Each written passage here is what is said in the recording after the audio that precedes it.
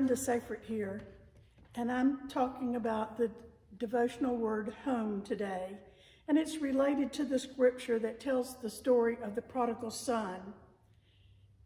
I remember this story from my Sunday school years and my vacation Bible school years, and I remember comparing those two sons, the one who obeyed his father and the one who left home. That was my childhood understanding of this parable. On one of our travels, Gary and I were privileged to go to St. Petersburg, Russia, where we visited the Hermitage. We went there specifically to see Rembrandt's painting of the prodigal son. This magnificent painting in real life is about 6.5 by 8.5 feet. And I want to share this copy with you today. Just look at it. Isn't it beautiful? The rich colors in it. It's beautiful to behold.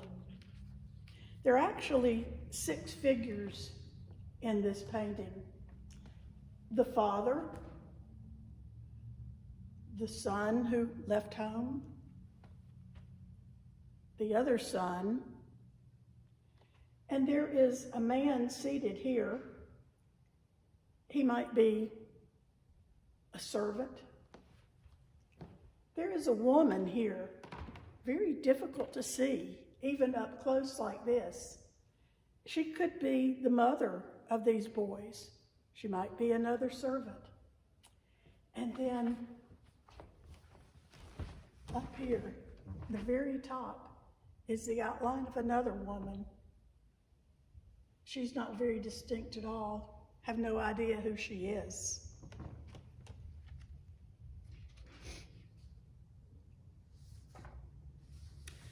Notice, Rembrandt is considered a master of using light in his artwork. Notice where the light is in this painting. On the father's face, full of love. On the back of the repentant son. And on the face and the hands of the elder son. Now, what did Rembrandt portray in this work? To help us understand and help me understand the whole story, I'm going to be sharing comments from the book by Henry Nouwen called The Return of the Prodigal Son. He wrote this book after being able to spend several one-on-one hours with this painting. I'll share his observations with you. He talks first about the father. He said, notice the father's embrace, the way he puts his hands on his son's back. And I'm quoting him, every detail of the father's embrace speaks of the divine love for humanity that existed from the beginning and ever will be. Here is the God I want to believe in, a Father who from the beginning of creation has stretched out his arms in merciful blessing, never forcing himself on anyone, but always waiting, never letting his arms drop down in despair, but always hoping that his children will return so that he can speak words of love to them. You're my beloved. On you my favor rests. Look at the father's face. It shows the effects of worrying for years about his missing son. It expresses grief about his son's behavior, relief that he's come home, and the love that he feels embracing his son again. Notice his hands. I thought this was really interesting. The right hand is a lighter color than the left. The right hand has thinner fingers than the left. The right hand is feminine, and it symbolizes the comfort and consolation that God can provide. Now, the left hand is the opposite. It's a more masculine-looking hand. The fingers are shorter, more blunt. The left hand is masculine and represents the strength and protection that God can provide. Of the younger son, Nouwen writes, Rembrandt leaves little doubt about his condition. His head is shaven, perhaps that of a prisoner. The clothes are underclothes, barely covering that emaciated body.